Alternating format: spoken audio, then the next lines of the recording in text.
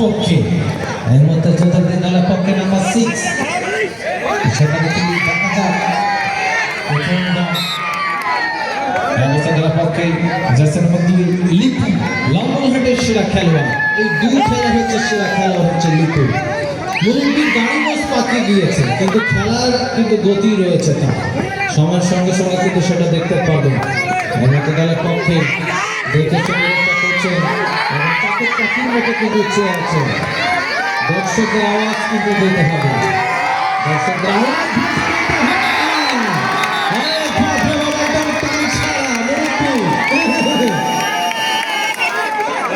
আচ্ছা, আমরা দেখি পক্ষে বিপক্ষে দুই দলের আওয়াজটা শুনতে চাই। কোন দলের দর্শকরা বেশি? তিস্তা একাদশের পক্ষে দর্শক বেশি না ধল্লার পক্ষে দর্শক বেশি? তিস্তা একাদশের দর্শক আওয়াজ দেওয়ার জন্য রেডি হন। তিস্তা একাদশের পক্ষে দর্শকরা কি মাঠে আছে? ওই কি রে, হাউসফুল টিকিট নাই। আমরা দেখবো যে ধল্লার পক্ষে দর্শকরা আছে কি নাই। আমাদের ধলা একাদশের পক্ষে দর্শকরা কি মাঠে আছে? কি বাবা, দুই পক্ষে এক লোক দুই বসে আওয়াজ দিচ্ছে, মানে সুবিধা পাবে।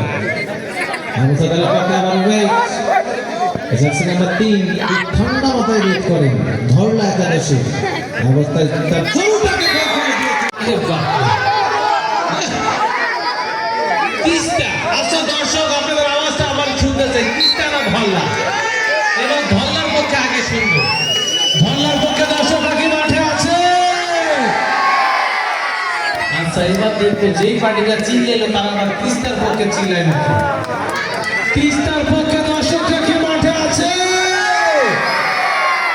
ওরে বাবা, এদের বাড়ির পাশে ধল্লা, তারপরে তিস্তার পক্ষে কি টান মাথা খারাপ। দেখবো সে ধল্লা নাকি বাড়ি ভেঙে নিয়ে যাচ্ছে।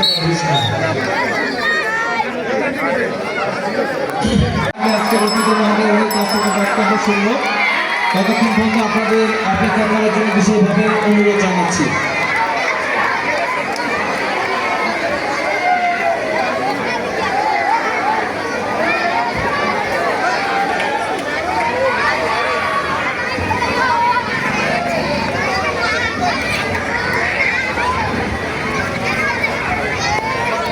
সে আমাদের কাবাডি প্লেয়ার, জাতীয় পর্যায়ে খেলেছে, একই সঙ্গে সে সুন্দর ধারাভাষ্য করেছে। তাকে আন্তরিক ধন্যবাদ। তো আজকে আমাদের যে কাবাডি টুর্নামেন্টটি হলো এটি